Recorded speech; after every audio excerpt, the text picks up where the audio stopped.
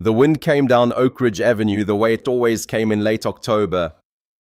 Dry, sharp, cutting through the collar of anyone foolish enough to be out past midnight. The street lamps buzzed with that particular insect hum that old sodium bulbs give off before they die. A single cruiser idled in a gravel turnout, its exhaust curled white against the black, its headlights off, its parking lights amber. Inside that cruiser, a man was hunting. He had been hunting for 15 years, and tonight he thought he had finally caught something worth the trouble. The badge is supposed to be a contract. It is supposed to be a quiet promise between the person who wears it and the people who do not. That the person with the gun and the uniform will use both of those things in the service of something larger than himself. That is the deal. That is the only deal. When the deal is kept, the streets stay quiet. When the deal is broken, the streets learn very quickly that a uniform can also be a weapon, and a badge can also be a shield for cruelty. Officer Travis Bolton broke that deal almost every shift he worked. He did not think of it that way, of course. Men like Bolton rarely do. In his own story, he was the hero of every block he patrolled. The last honest cop in a city that did not appreciate him. The thin line between the good people of Cedar Hollow and whatever criminal element he had decided was trying to get in that week. In his own story, he was necessary. What he did not know, what he could not possibly have known as he sipped his cold coffee in that gravel turnout on a Tuesday night in late October, was that by sunrise he would be wearing handcuffs, that within a week his face would be the most watched face on 3 news networks, that within 6 months a federal judge in a wood-paneled courtroom would hand down 12 years and strike the gavel so hard the sound would feel personal. And it was going to happen because of a woman in a grey hoodie, a woman who drove past his cruiser at exactly 11:45 p.m. on her way to buy a bottle of ibuprofen. Her name was Monica Harper. She had been in Cedar Hollow for 6 hours. Most of those 6 hours had been spent dragging cardboard boxes up a narrow flight of stairs into a 3rd-floor walk-up that smelled like fresh paint and someone else's cat. The rest had been spent sitting on the floor of her new living room with a laptop balanced on her knees, trying to answer emails from the State Bureau with a headache that had started somewhere over Indiana and had not let up since. She had flown in from a deposition in another state, a deposition that had been the last loose end of the last case of her last assignment. Her old office was empty. Her old nameplate was in a box somewhere inside this very apartment. Tomorrow morning at 7 a.m. sharp.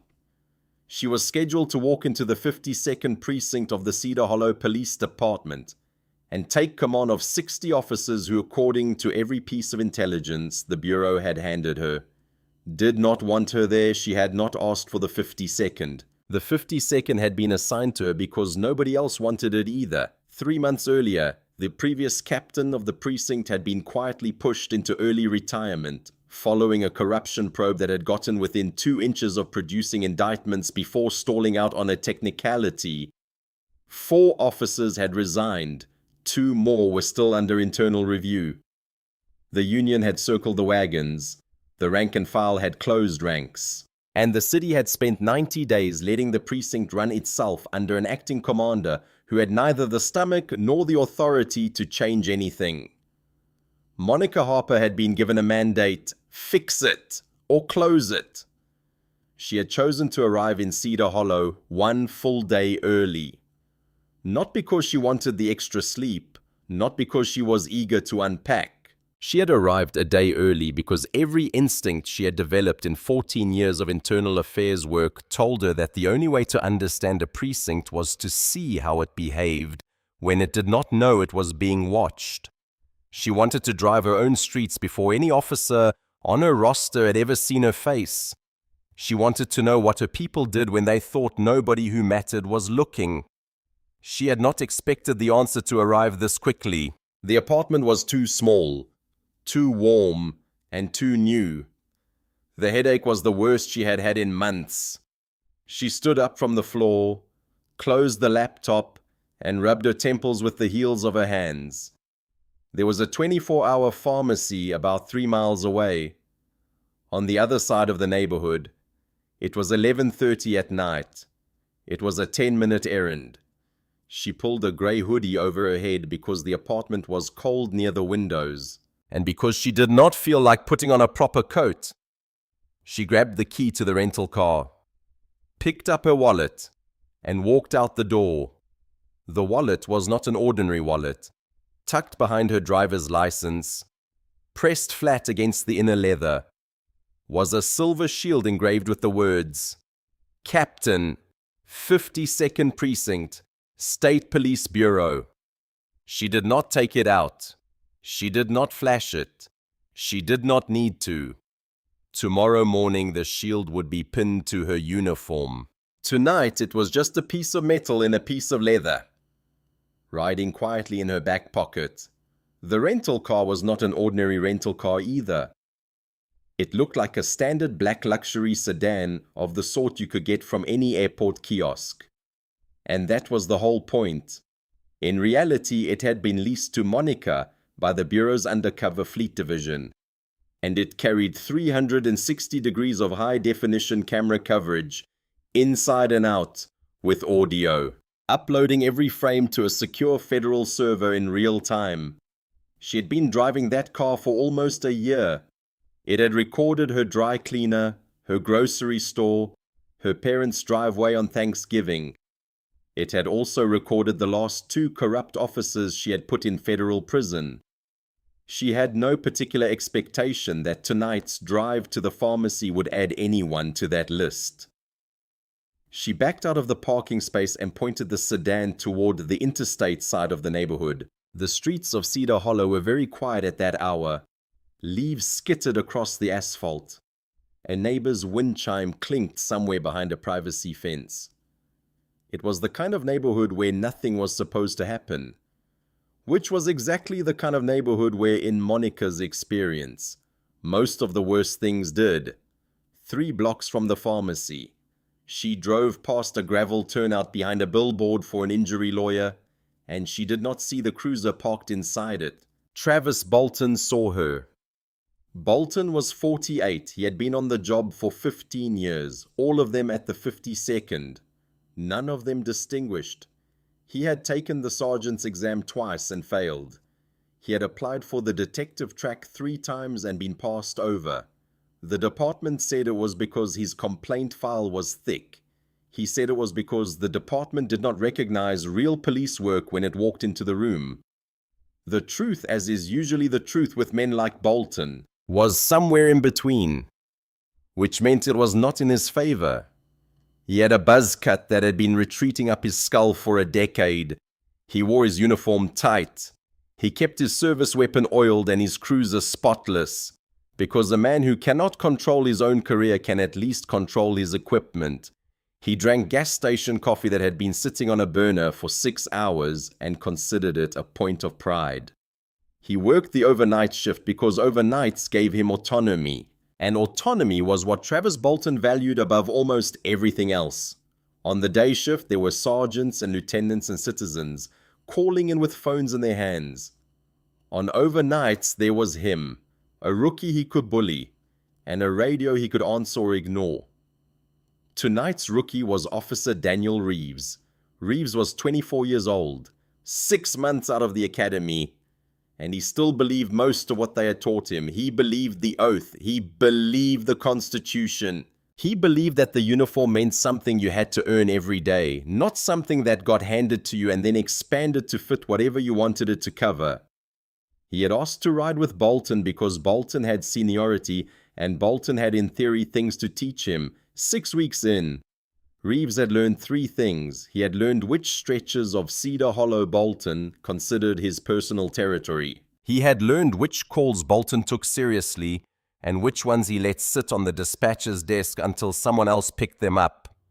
And he had learned most uncomfortably of all, that Bolton had a small zippered pocket on the inside of his tactical vest that he patted occasionally when he thought no one was watching.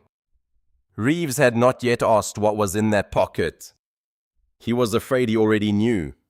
The sedan rolled past the turnout doing exactly the speed limit. Bolton's eyes tracked it the way a cat's eyes track a bird. "Look at that," he said. Reeves looked. He saw a black sedan, he saw a driver, he saw nothing that required looking. "Rental plates," Bolton said. He tapped at the keyboard of the dash-mounted computer. "Running the number. Comes back clean. Hertz, out-of-state lease." "Okay," Reeves said, because that was the correct answer when the plate came back clean. You thanked the dispatcher in your head and you let the car go on its way. Bolton was already pulling out of the turnout. The cruiser's headlights swept briefly across the sedan's rear window, and in the moment of that sweep, Bolton caught a glimpse of the driver. Hood up, sunglasses at midnight, which his brain registered as suspicious, and not as any reasonable person might have registered, as a woman with a migraine, dark skin, a woman. His brain completed the sentence for him before he had a conscious thought. A black woman, in a hoodie, driving a $100,000 rental, alone, at midnight through Oak Ridge. "That," he said, putting the cruiser in gear, "is a red flag." Reeves shifted in his seat. "Her plate came back clean, Travis." "Her plate came back rented," Bolton said. "Clean is not the same as clean. Let's see what she is up to." He pulled onto the road behind her and settled into the distance. A patrol officer settles into when he intends to trail a car until it gives him something to work with. Not so close that he announces himself. Not so far that he loses her. Close enough to lean on her. Close enough to make her nervous. Monica Harper was not nervous. Monica Harper had been made by the cruiser the second Bolton pulled out of the turnout. She had spent a decade investigating officers exactly like this one. She knew the angle of a trail. She knew the difference between a cop doing his job and a cop looking for a reason. She maintained the speed limit. She signaled each turn well before she made it. She came to a complete textbook 3-second stop at the intersection of Oak Ridge and Sycamore.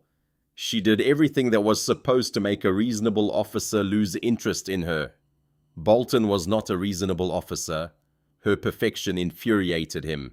He flipped on the light bar. Red and blue strobes threw themselves against the siding of the quiet houses on either side of the street. The sedan's brake lights came on immediately. Monica did not swerve. She did not slow down too fast. She tapped her blinker, glided to the curb, shifted the transmission into park, killed her engine, put her hands on top of the steering wheel at 10 and 2, and waited behind her.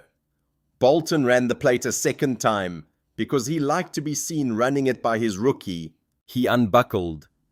He rested his right hand on the butt of his service weapon. A little theatrical flourish he used on every stop, because he had learned 15 years ago that a hand on a gun made civilians pliant. "Keep your eyes up," he said to Reeves. "Watch the passenger area. I do not want any surprises." "There is no passenger," Reeves said. "It is just her. Watch the passenger area," Bolton repeated. He got out of the cruiser. The cold slapped him. He walked up the side of the sedan with his mag light already on. The beam of it too bright, too close. Aimed deliberately at the driver's face. It was an intimidation tactic. He knew it was an intimidation tactic. He used it on everyone. Monica did not flinch. Her hands stayed at 10 and 2. Her eyes behind the sunglasses tracked him calmly in the side mirror. By the time he reached her window, the trap had already started to close. He just did not know it yet. License, registration, proof of insurance, no greeting, no good evening, no identification of himself, no stated reason for the stop. Bolton's voice came through the open window, flat and loud. The way he liked to come in on a stop, establishing in the first 3 seconds that he was going to be the one asking questions, and she was going to be the one answering them. Monica slid the sunglasses off her face and set them on the dashboard. She reached across to the glove box with slow, visible movements. The kind of movements a person makes when she has seen what happens to people who move quickly in front of officers like this one. She pulled the rental agreement out first. then her insurance card, then her driver's license from her wallet. She did not pull out the silver shield that was sitting behind her license. She handed the 3 documents through the window. Bolton took them without thanks. He did not look at her. He looked at the documents. He looked at the rental agreement the longest, his lips moving slightly as he read the lease terms. The agreement was in her legal name. The license was in her legal name. Everything matched. Everything was current. Everything was boringly, unambiguously, in order. "May I ask why I was stopped, officer?" Her voice was steady, even, pleasant almost. It was the voice of someone who had been in this situation before, and who had decided some years ago that she was never going to be the one who raised it first. Bolton's jaw tightened. He did not like the voice. He did not like the voice for a very specific reason that he would not have admitted out loud. The voice did not sound afraid. It sounded educated.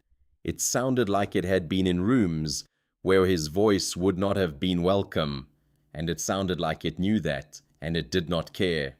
"You swerved across the double yellow back on Oak Ridge." "I did not swerve, officer. I am telling you. You swerved." "I understand. I would like it noted that I disagree." He clicked his mag light off. Then he clicked it back on, into her face. "Have you had anything to drink tonight?" "No, sir." "Any medication? Ibuprofen?" "I have not taken any yet. That is where I am going." "Where's home?" "Here. I moved in today." He looked at the address on her license. "Out of state." His lip curled. "Your license says different." "Yes, sir. I have not updated it yet. I have been in town exactly 6 hours. "Convenient." She did not answer. She did not have to. A silence after a loaded word like convenient does more work than any sentence could. Reeves had come up behind Bolton now, standing off the back corner of the sedan, his hand nowhere near his weapon, his body language apologetic in a way a uniform is not supposed to be. He glanced down at the paperwork Bolton was holding. He could see plainly that everything in it was in order. "Travis," he said quietly. "Her papers are good. Shut it, Reeves." "Travis." I said shut it. Reeves shut it. He looked at Monica with something almost like an apology in his face. She met his eyes for exactly 1 second, long enough to register him, long enough to remember his features. Then her gaze went back to Bolton, and it stayed there. Across the street, behind a second-story window in a sage green Victorian, Earl Whitman had woken up to the strobe of police lights on his bedroom ceiling. Earl was 71 years old. He had trouble sleeping anyway. He sat up, pulled on his glasses, crossed to the window, parted the curtain with one finger, and saw a uniformed officer leaning into a sedan at the curb, while a driver with her hands visible on the wheel looked straight ahead. Earl had spent 34 years as a postal carrier walking those streets. He knew every house. He knew every car that belonged on Oak Ridge at midnight, and every car that did not. The sedan at the curb belonged to nobody he recognized. But the driver had her hands where she was supposed to have them. And the officer did not look like an officer who was having a reasonable conversation. Earl picked up his phone. He hit the camera app. He hit record. He did not film himself. He filmed through the gap in the curtain, steadying the phone against the window frame, the lens catching the cruiser, the sedan, the officer, and enough ambient audio through the single pane glass to register voices, if not specific words, a block down. Tanya Brooks had come around the corner on her nightly jog. Tanya was 36, a respiratory therapist at Cedar Hollow Memorial, and she ran at midnight because 12-hour shifts left her no other time. She had one earbud in and one out, a habit her mother had drilled into her. She slowed when she saw the lights. She stopped when she saw the angle of the officer against the car. She moved into the shadow of a hedge, pulled her phone out, and began recording from across the street. Neither Earl nor Tanya knew the other was there. Neither one knew the woman in the sedan. Both of them independently, in the same 30 seconds, made the same decision any decent citizen makes when they see something that feels wrong. Bolton never saw either of them. "Step out of the vehicle, Mom." Monica's eyes went a fraction colder. "Is there a reason, officer?" "I smell marijuana." It was a lie so naked that even Reeves flinched behind him. The air coming off the sedan smelled of nothing. No smoke, no perfume, no cologne. Not even the stale new car smell of a rental that has been on the road for a while. The autumn street smelled of wet leaves and a neighbor's fireplace 3 houses down. There was no marijuana anywhere within a quarter mile. Monica unbuckled her seatbelt. She stepped out of the car slowly, both hands visible, and closed the door behind her. She was taller than Bolton expected, almost his height, and she stood the way a person stands who has spent a lifetime refusing to shrink for anyone. She crossed her arms once and then uncrossed them, resting her hands loosely at her sides, because she knew crossed arms would be called resistance later in some report she had not yet read but could already predict. "Go stand by the trunk." She went and stood by the trunk. Bolton leaned into her car.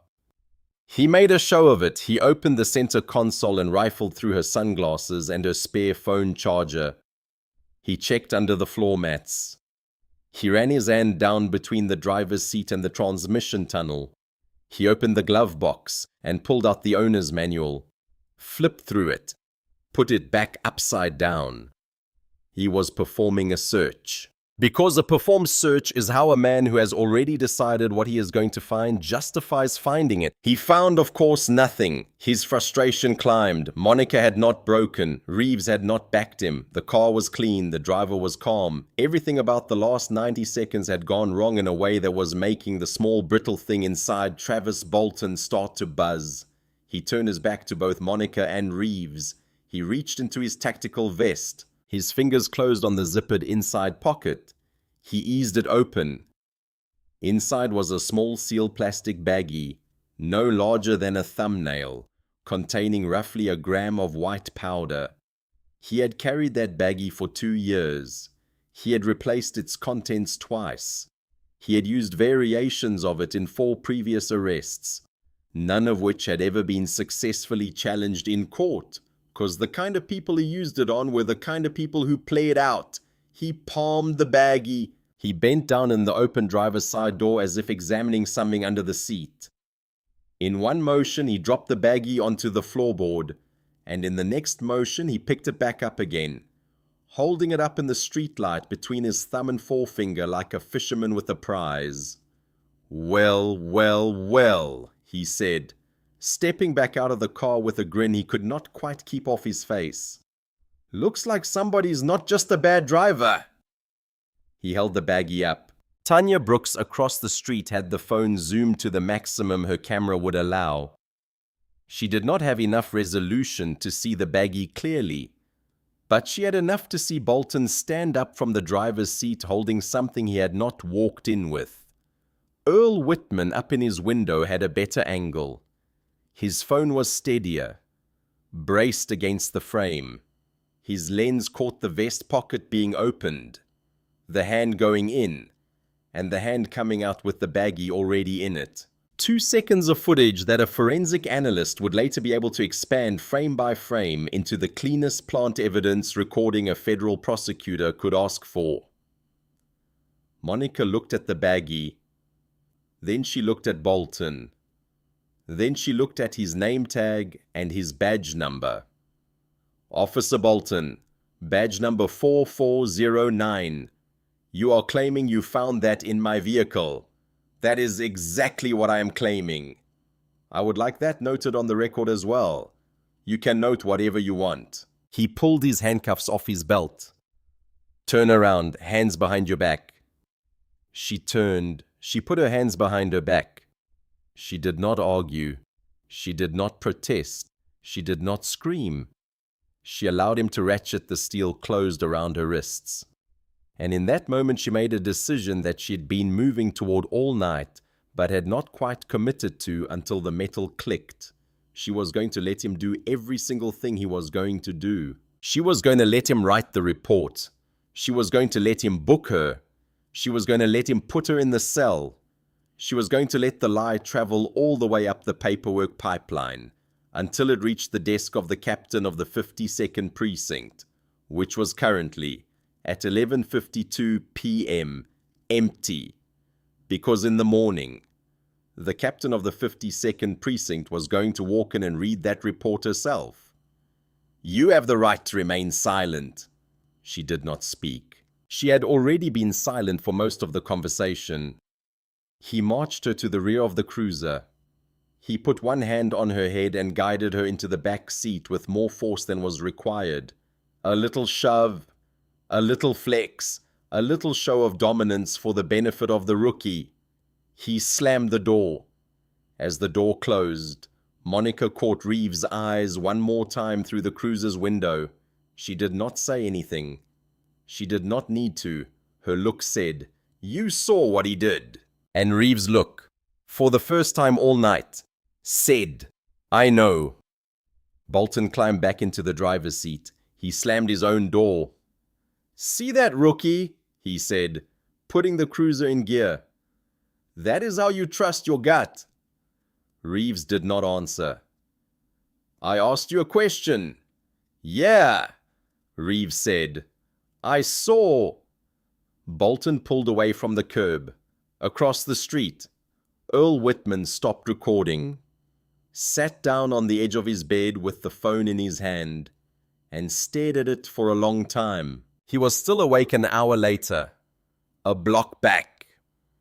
Tanya Brooks finished the run home, sat on her kitchen floor with a glass of water, uploaded the video to a cloud folder she shared with her sister in Columbus, and then, because something about what she had seen would not leave her, she uploaded it a second time to a Facebook group for the Oak Ridge neighborhood, under the caption, "Did anybody else see this on Oak Ridge Avenue tonight?" The caption went up at 1:17 a.m. It had 11 comments by 2. The 52nd precinct was a brutalist concrete slab on the east side of Cedar Hollow. 3 stories of sand-colored cinder block that had been new in 1978 and had not been loved since. The intake bay smelled the way every intake bay smells. Stale coffee, ammonia, cheap floor wax, and the ghost of every person who had ever sweated through a polyester uniform under fluorescent light. Bolton brought Monica in through the back. He walked her through the sally port with his hand wrapped around her upper arm, squeezing a little harder than he needed to, steering her toward the booking desk the way a man steers a grocery cart with a broken wheel. He had switched into performance mode now. There were other officers in the booking room. 2 uniforms at the far end filling out a DUI report. A plainclothes detective eating a donut at the coffee station. The desk sergeant parked behind the elevated counter with his reading glasses low on his nose. Bolton wanted them all to see him. "Hey Marcus," he called out loud enough to bounce off the concrete. "Got you a live one." The desk sergeant looked up. His name was Marcus Doyle. He was 53, 29 years on the job, 11 of them at this desk, and he had the face of a man who had stopped being surprised by anything somewhere around year 15. He chewed a toothpick. He took the arrest paperwork from Bolton's outstretched hand. "What did you bring me?" Rolling through Oak Ridge at midnight in a rented luxury. Smelled like a dispensary. Pitched a fit when I tried to talk to her. Tossed the car. 8-ball of coke under the driver's seat. Bolton grinned. "Thinks she is royalty." Monica said nothing. She stood where he had parked her, 2 steps in front of the desk, her hands cuffed behind her back, her hoodie up. She looked at Doyle. She looked at the detective. She looked at the 2 officers at the far end of the room. She was cataloguing every face that was in this room when Bolton walked her in. Because every one of those faces was going to be a witness to a chain of custody that was at this moment being built on a foundation of sand. "Name," Doyle said to her, not looking up from the keyboard. "Monica Harper." Address. She gave her new Cedar Hollow address, not the one on the license, her actual one. Date of birth. She gave it. Occupation. There was a pause. She was allowed under every procedure the state recognized to decline to answer that question. She was also allowed to tell the literal truth, which was State Police Bureau Captain, 52nd Precinct, Cedar Hollow Police Department, effective 7 a.m. the next morning. She did neither. Civil servant, she said. Bolton laughed. It was a real laugh, from the gut, and it was loud. Civil servant, he repeated, turning to the detective at the coffee station. Looking for an audience. You stamp envelopes at the DMV, sweetheart. Fold tax forms. Doyle looked up for the first time. He looked at Monica. He looked at her for a beat longer than he looked at most people who came through his desk. Something about her bothered him. He could not have said what. He took the toothpick out of his mouth, set it on the edge of his desk, and put it back in. Put her in 3 marcus, Bolton said. Let her sit with the drunks till morning. She can call her civil servant friends from the payphone. Doyle hesitated. It was only a second. A second later he typed, personal effects. Bolton emptied her pockets onto the counter. Phone, keys, hair tie, wallet. Doyle looked at the wallet. He picked it up. He flipped it open to the driver's license. Confirmed the name. Flipped it shut.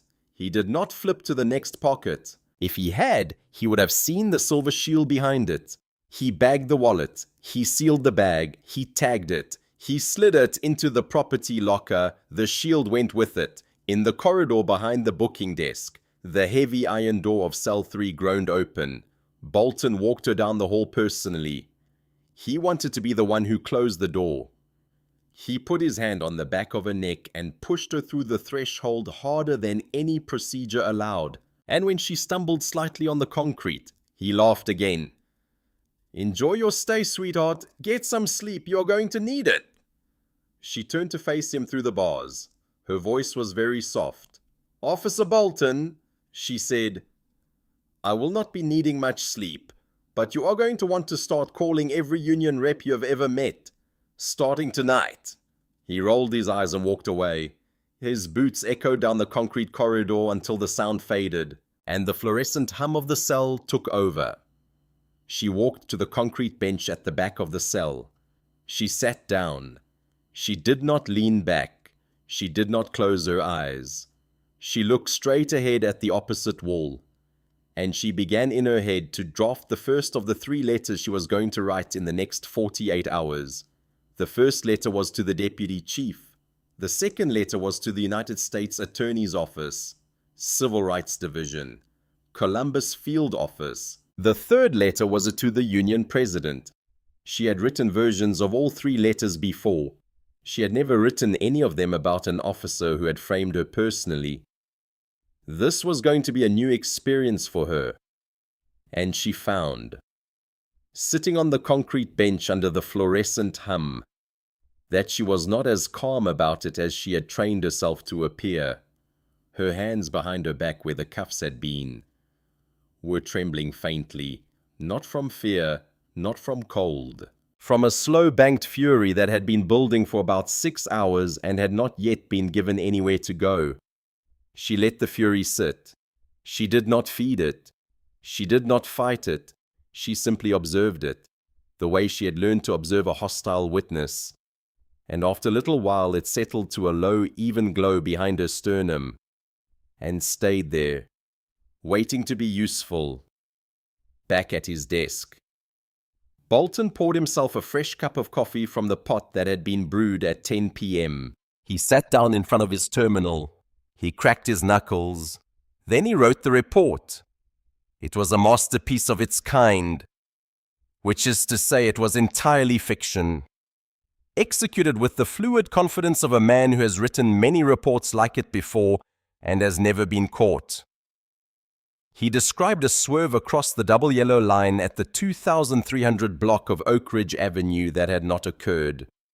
He described the odor of burnt marijuana that had not existed. He described the driver's demeanor as agitated and non-compliant, which was a lie in both directions at once. He described the baggie of what field tested positive for cocaine as having been observed in plain view on the floorboard of the driver's seat, wedged against the center console, visible during a lawful search incident to probable cause. He printed the report, he signed it, he walked it down the hall and dropped it in the commanding officer's inbox. The commanding officer's office was dark.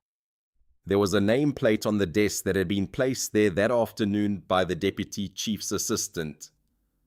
Captain M. Harper. Bolton did not look at the nameplate. He walked back to his desk. He sat down. He leaned back in his chair. He put his boots up on the corner of the desk, laced his fingers behind his head, and he closed his eyes for 30 seconds. Because it had been a good night, and good nights deserved a little celebration. When he opened his eyes, he saw Reeves. Reeves was at his own desk across the aisle, staring at his screen. His screen was blank. He had not typed a word in 20 minutes. His face was grey. "Rookie," Bolton said. "What's your problem?"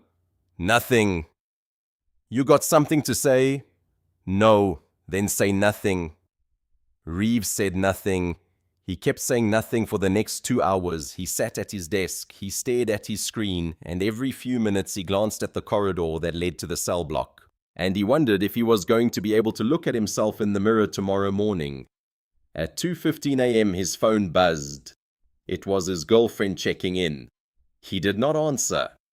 At 2:32 a.m. Tanya Brooks' video crossed 200 shares on the Oak Ridge neighborhood Facebook group. At 2:47 a.m., it got picked up by a police accountability subreddit that had 700,000 subscribers. At 3:11 a.m., a local news producer at the Cedar Hollow ABC affiliate who monitored that subreddit as part of his morning prep saw the video, watched it twice, and sent a link in a Slack message to his weekend reporter with the note, "This looks real, want to dig on it in the morning." At 3:22 a.m., Earl Whitman, who had not gone back to sleep, opened his laptop, logged into the email account he used for church business, and forwarded his own copy of the video, the cleaner one, with the clearer angle on Bolton's vest pocket, to an email address he had held onto for 11 years without ever using. The address belonged to a former parishioner of his who had moved to Columbus and become a civil rights attorney. Earl wrote 2 sentences of context. He hit send. He finally went back to bed at 3:31 a.m. in cell 3.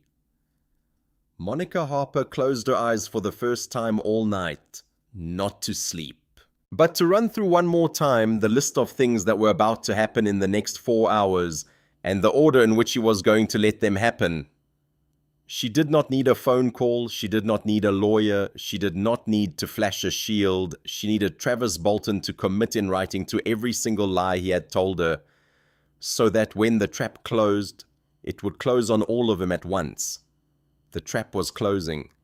She could feel it closing, and she was going to sit on this bench, in this cell, under this hum, for another 3.5 hours, because patience in a case like this one was not a virtue, it was the weapon. Dawn came to Cedar Hollow slowly. The 52nd precinct did not notice. The 52nd precinct ran on fluorescent light regardless of the sun, but in the world outside its cinder block walls. The city began to wake, and with it 2 parallel mornings began to unfold. One inside the precinct, where Travis Bolton was riding the last clean hour of his entire life, and one outside the precinct, where a video of Travis Bolton's vest pocket was making its way, one forward and one share at a time, toward the people whose job it was to end careers like his. At 6:45 a.m., the morning shift began to arrive. The precinct's briefing room was on the 2nd floor, a cramped windowless rectangle with cinder block walls. A wooden podium at the front, 20 rows of folding chairs, and a faint permanent smell of old donuts and damp carpet. The overnight officers filtered in first, tired, sour, counting down to the end of their watch. The day shift came in behind them, coffee cups in their hands, the rookies nervous, The veteran's already complaining. Bolton arrived at 7:10, 20 minutes before briefing. He had gone home. He had not slept. He had showered. He had put on a fresh uniform. And he had come back because on a good bust morning he liked to be in the room early, holding court, telling the story. He sat down in the second row. He put his boots up on the back of the empty chair in front of him. He leaned over to the rookies filtering in around him and he started telling the story. He told it well. He had told it twice already. Once to his wife, once to himself in the mirror. And each time it had gotten a little cleaner. 2 rows behind him. Reeves sat staring at his notepad. He had not slept either. He had not eaten. His stomach felt like it was full of gravel. He could hear through the buzz in his own ears Bolton's voice telling the story of a swerve that had never happened, a smell that had never existed, a baggie that had been in Bolton's pocket for the last 2 years, and every word Bolton said made the gravel turn over. At 7:30, Sergeant Doyle came into the briefing room with a clipboard. Doyle ran intake. He did not usually attend the morning briefing, but today he needed to hand the overnight arrest manifests off to the day shift commander, because the overnight had run long and the paperwork had not been processed in time. He stood near the back wall with his clipboard under his arm and waited. At 7:45, the door at the front of the briefing room opened. It did not open the way it usually opened. The shift commander, Lieutenant Harris Blake, came in first. That was normal. But behind Blake came a second man, and the second man was not normal, and the room noticed him before it even noticed Blake. The second man was Deputy Chief Albert Grady. Grady was a legend in the Cedar Hollow department, and he was a legend because he was a bastard. He had come up through internal affairs. He had broken 3 precincts before this one. And he did not appear at morning briefings unless someone was about to have their worst day in uniform. His face was pulled tight. His eyes were doing a slow horizontal sweep of the room. And his eyes were not friendly. 10 hat, Blake said. The room stood, chairs scraped. Bolton took his boots off the seat in front of him with a half-second delay, because he wanted the room to know he was not impressed. At ease. Take your seats. They sat. Grady stepped up to the podium. He gripped the edges of the wooden stand. I am here this morning, he said, for a specific reason. As all of you are aware, this precinct has operated for 3 months without a permanent captain. That ends today. The Bureau has assigned a new commanding officer. I was scheduled to introduce her at this briefing. He paused. She was scheduled to arrive at this precinct at 7 a.m. this morning to review the overnight logs before I made the introduction. She has not arrived. Her phone is going to voicemail. Lieutenant Blake has reached her emergency contact at the State Bureau, and we have confirmed she landed in Cedar Hollow yesterday evening. The room was very quiet. If anyone in this room, Grady said, has heard from Captain Monica Harper in the last 12 hours, I need to know about it now. 2 rows from the back. Daniel Reeves' pen slipped out of his fingers and hit the linoleum floor with a small sharp click that the whole room heard. Every head in the briefing room turned for just a second to look at him. Reeves did not move. His face had gone the color of ash. His mouth was open. He was not breathing. In front of him, 2 rows up, Travis Bolton had also stopped moving. Something in his brain, some small reflexive animal thing that lived beneath his conscious arrogance, had just connected 2 words that did not belong together. Captain and Harper. He heard the name in Grady's mouth. He heard it again in his own head. He saw at the same time the arrest report he had dropped into the commanding officer's inbox at 3 a.m. He saw the top line of that report, the name field, M. Harper. His bladder loosened slightly. At the back of the room, Sergeant Doyle had gone as still as a man standing in front of a rattlesnake. He was holding the clipboard of overnight manifests. The arrest report at the top of the clipboard, the 3 a.m. one, the one he had stamped and filed himself. The name on the top of that report. He could see it without looking at it. He had typed it himself. Doyle looked up. He looked at Grady. He looked at Bolton. He looked at Reeves. He looked at the clipboard. He cleared his throat. Deputy Chief? His voice came out small. It was not a voice the room was used to hearing from Doyle, whose voice usually had the weight of a man who had outranked in spirit, if not in stripe, most of the people in his building. What is it, Doyle? Grady corrected himself.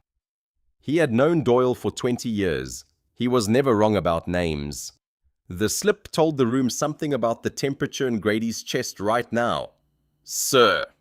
Doyle walked up the aisle. His hands were shaking so hard the clipboard clipped once, twice, against the metal clip. Sir. I think I know where the captain is. He handed Grady the clipboard. Grady took it. He adjusted his reading glasses. He read the top page. The briefing room, which had gone very quiet, went completely silent. You could hear the ballast of the fluorescent fixtures humming in the ceiling. Grady's expression did a slow, terrible walk from mild irritation through blank disbelief to something that was not an expression so much as a weather front. His jaw set. A vein in his temple jumped. He lowered the clipboard. He lifted his eyes. His eyes found Travis Bolton in the second row as precisely as a laser sight finds a target. Officer Bolton! The voice was a whisper now. That was worse than shouting. Yes, sir. Did you make a narcotics arrest this morning? At midnight, on Oak Ridge Avenue. One Monica Harper. Yes, Deputy Chief. Bolton's voice tried to find its bravado and missed. Routine traffic stop. Possession with intent. And did you verify the arrestee's identity beyond her driver's license? Sir. Did you run her prints, Officer Bolton? Did you pull her federal record? Did you check the State Bureau personnel database before you put her in a cell? Sir, that's not standard for a traffic. Did you? No, sir, Officer Bolton.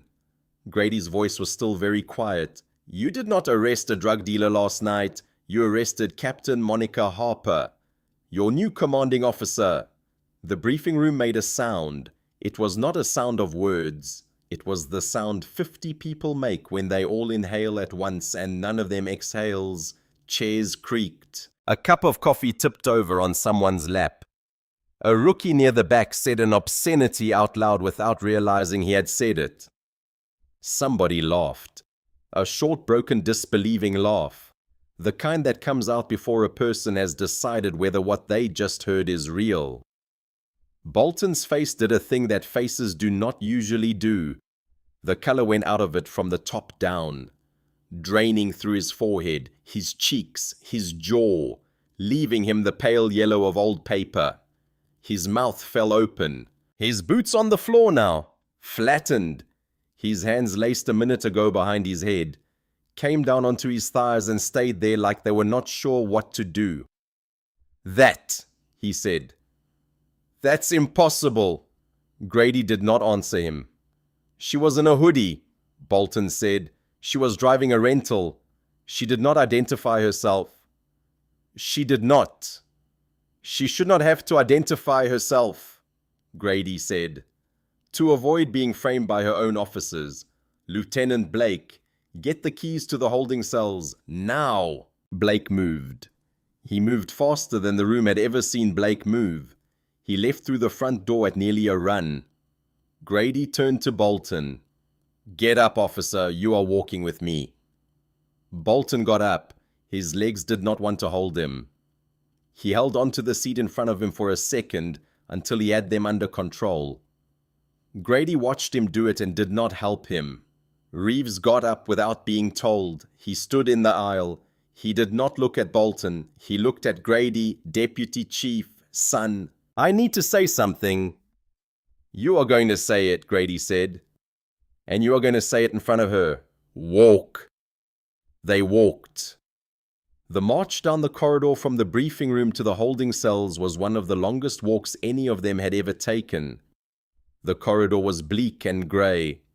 The floor was waxed linoleum. The walls were cinder block painted a shade of institutional green that had been out of fashion since 1984. Grady led. Blake walked behind him. Behind Blake came Doyle with the clipboard. Behind Doyle came Bolton. His legs led behind Bolton quietly, with his hand loose at his side and his eyes very wide. Came Reeves. The walk took 90 seconds. It felt to Travis Bolton like the 90 longest seconds of his life up to that point, and he was correct that it was. Although he did not yet understand that his definition of longest seconds was about to be revised upward for the next 12 years. At the door of cell 3, Blake fumbled 3 times with the iron key before he got it in the lock. His hands were shaking. He turned the key. The tumblers made a heavy falling sound. The door groaned open.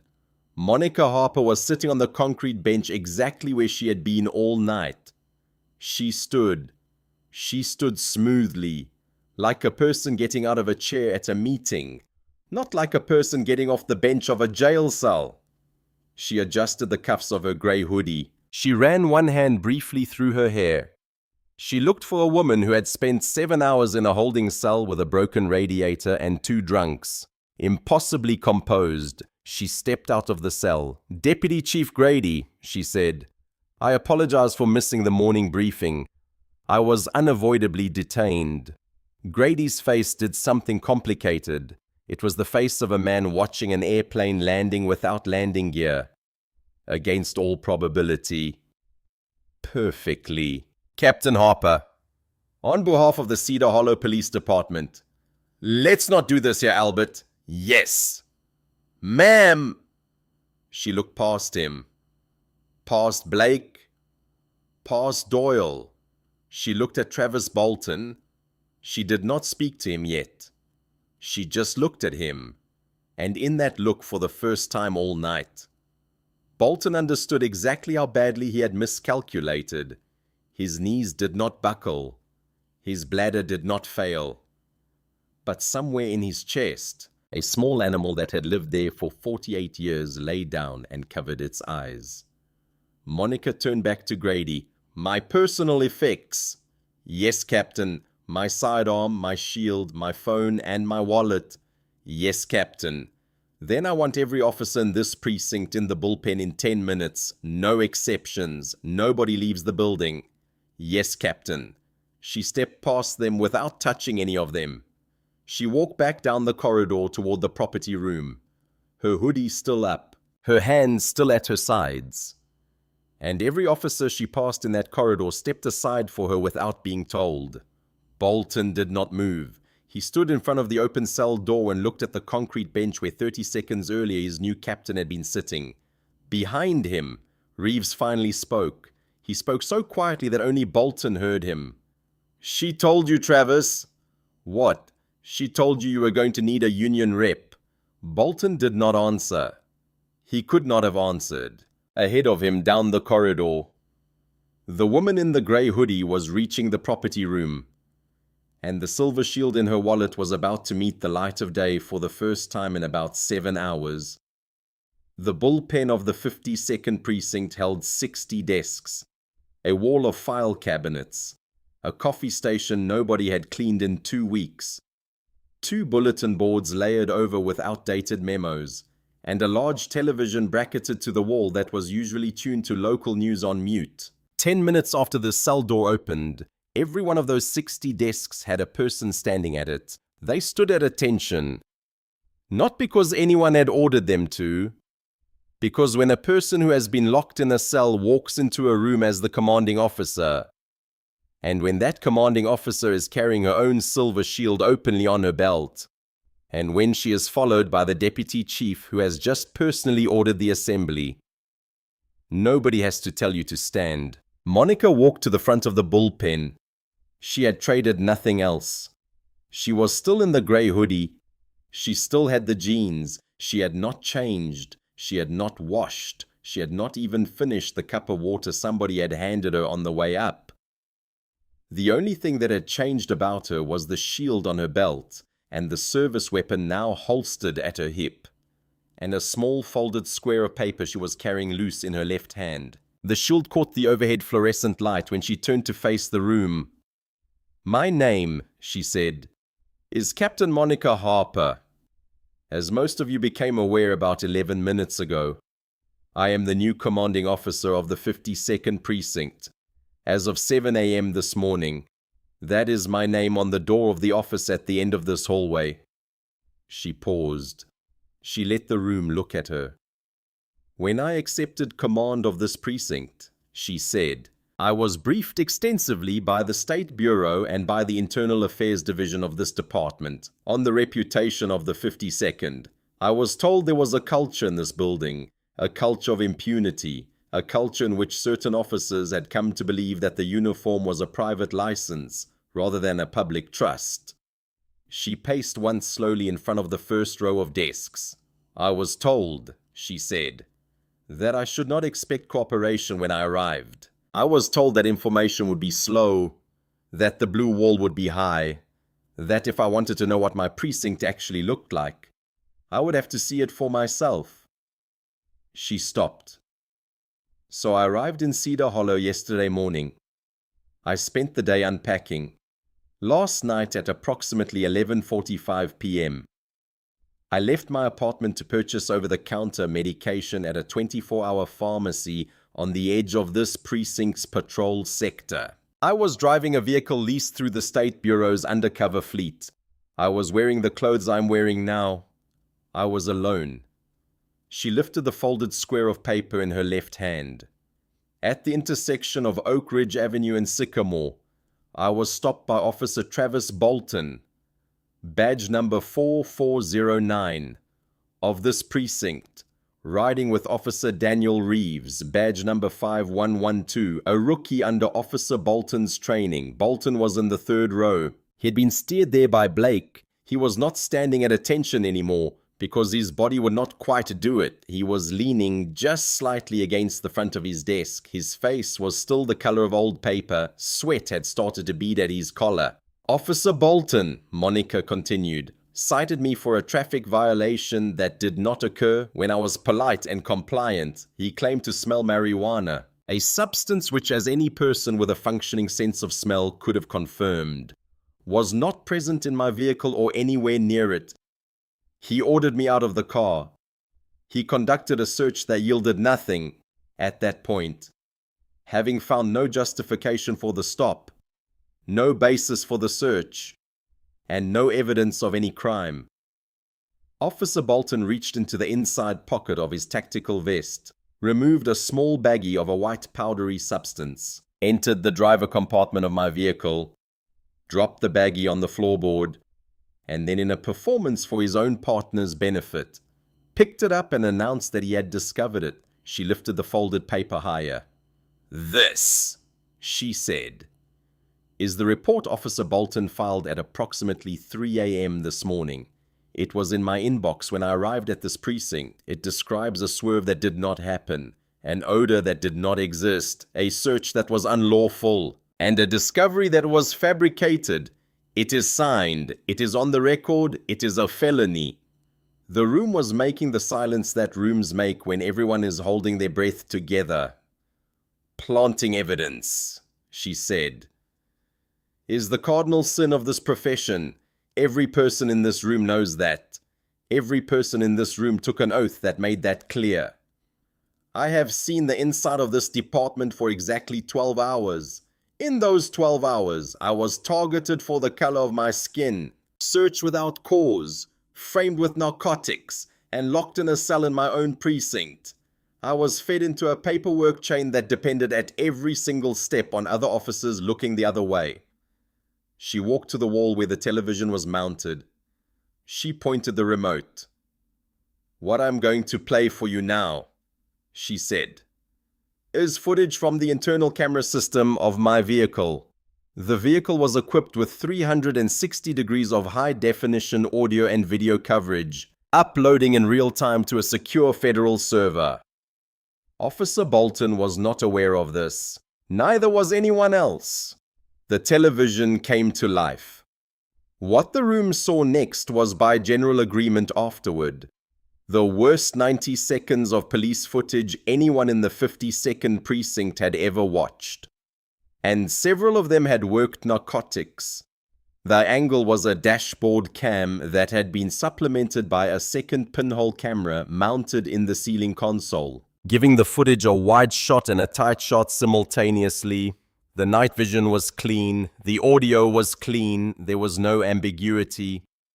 The room watched Bolton lean into the driver's seat. The room watched his right hand go into the inside of his tactical vest. The room watched his fingers emerge with something small and white pinched between them. The room watched him bend. The room watched the baggie leave his hand, settle on the floorboard, and be picked up again in a single motion of absurd amateur theatre. Monica paused the video on the exact frame where the baggie left Bolton's fingers. "There," she said. She turned off the monitor. She turned back to the room. Official misconduct, deprivation of rights under color of law, fabrication of physical evidence, perjury. Those are the 4 federal charges. There will be a 5th before the indictment is filed. Conspiracy. If anyone in the chain of custody covered for him. Her eyes moved slowly to Sergeant Doyle. Doyle stood very still. Then her eyes moved to Reeves. Reeves was standing at his own desk in the 4th row. He was not looking at Bolton. He was looking at her. His face was wet. He had been crying quietly for most of her speech, and he had not bothered to wipe it. "Officer Reeves." "Yes, Captain, you were present for the entirety of last night's stop."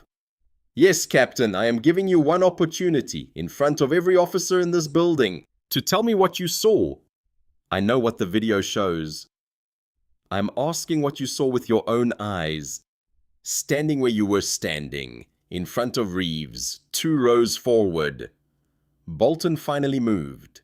He turned his head slowly toward the rookie. His eyes were doing a thing that eyes do when a man has nothing left to bargain with but the fear he can still put in somebody else. The blue wall. 15 years of it. Every meal, every shift, every moment of cover he had ever given a fellow officer. "Do not do this to me, kid. Do not do this to me." Reeves looked at Bolton. Reeves looked at the television. Reeves looked at the captain. Reeves looked down at his own boots, and then he looked up again. And the last 6 weeks of riding shotgun with Travis Bolton went through his head in a single fast, bitter pass. "I saw Officer Bolton plant the narcotics, Captain," Reeves said. His voice shook. But every person in the room heard every word. There was no swerving. There was no odor of marijuana. The search was pretextual. He pulled the baggie from the inside pocket of his vest. "I saw him do it. I was 3 feet away. I said nothing at the time. I should have said something at the time. I am saying it now." The wall broke. You could almost hear it break. 60 years of precinct tradition. 15 years of Travis Bolton's personal arrangement with it. All of it going in a single sentence from a 6-month rookie. Bolton came off the desk. He came off the desk the way a man comes off a desk when he has lost everything else he has and only has his fists left to lose. And he came across the aisle at Reeves with his hands out. And he got exactly 1.5 steps before 3 officers hit him from different angles at the same time. They put him down on the linoleum hard. His face bounced once. Somebody got a knee in his back. Somebody else got his left arm up behind him into a compliance hold. "Easy," Monica said. "Cuff him. Read him his rights." Reeves stepped forward. His hands, which had been shaking all morning, were steady. He took his own cuffs off his belt. He knelt beside the man who had taught him for 6 weeks everything a police officer should never be. And he clicked the steel around Travis Bolton's wrists. Click, click. The same sound Bolton had made 7 hours earlier. On a cold street under a streetlight, on a woman he had never bothered to ask a question to. Monica walked over. She looked down at him. "Officer Bolton," she said. "A civil servant is a person who serves the public, not a person who preys on the public. You are going to have 12 years minimum to understand the difference." She did not raise her voice. She did not have to. She turned to Grady. Deputy Chief, there's a federal convoy in the parking lot. 2 DOJ Civil Rights Division attorneys and 6 FBI agents out of the Columbus field office.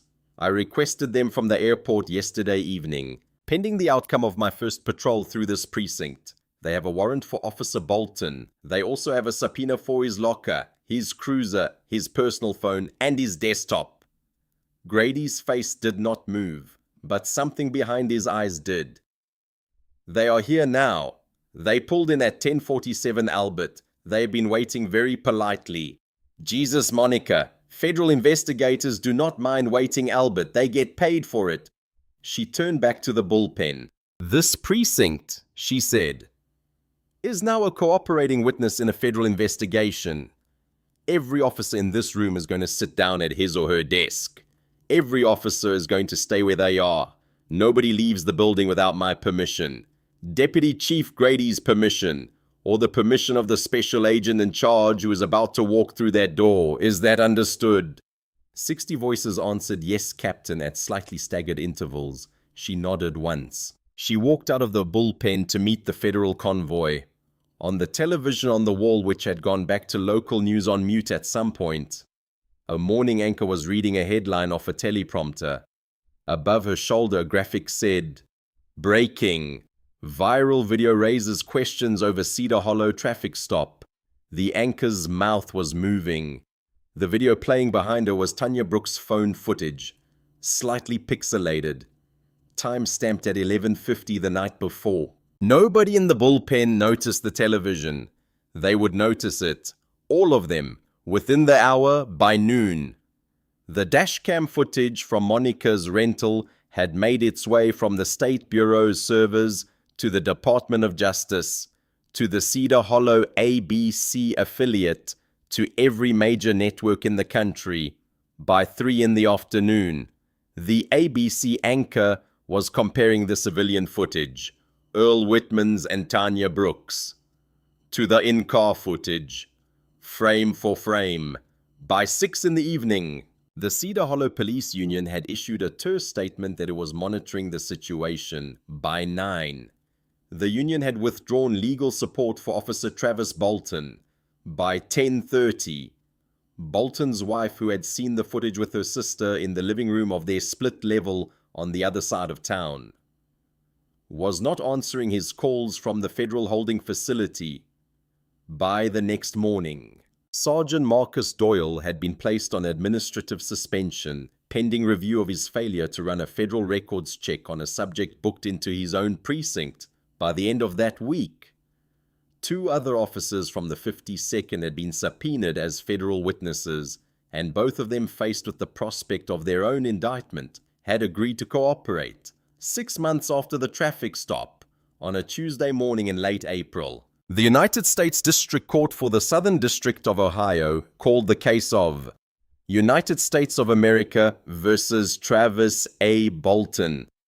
The trial took 9 days. The government's star witness on day 4 was Officer Daniel Reeves, who by then was no longer a rookie. He testified for 3 hours. He did not flinch. He did not look at Bolton once. He described in unsparing detail a 6-week training period in which his training officer had taught him by example every practice that eventually ended in cell 3 on a cold October night.